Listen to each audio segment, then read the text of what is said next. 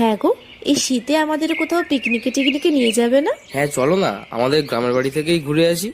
এই সময় ছেলে মেয়েদের তো উইন্টার ভ্যাকেশন চলছে, তাছাড়া ওখানে মাও আছে। হ্যাঁ, তবে তো ভালোই হয়, পিকনিকও হয়ে যাবে আর ঘোরাও হয়ে যাবে। ও মামা, গ্রামের বাড়ি কবে যাব? কবে যাব? গ্রামের বাড়ি যাব। এই তো তাড়াতাড়ি ঘুমিয়ে পড়, না হলে কিন্তু কালকে সকাল সকাল উঠতে পারবি না। আর যে সকালবেলা না উঠবে তাকে কিন্তু গ্রামের বাড়ি নিয়ে যাব না। কত বছর হয়ে গেল গ্রামের বাড়িতে যায়নি, তাও 3-4 বছর তো হবেই।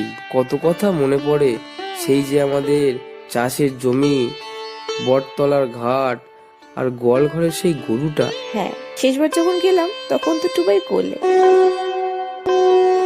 দেখো তো বড় বৌমা, ওরা মনে হয় এসে গেল।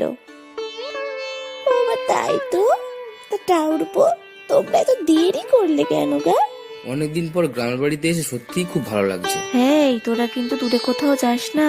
ওদিক থেকে রান্নার গন্ধটাও কিন্তু আসছে জম্পেশ।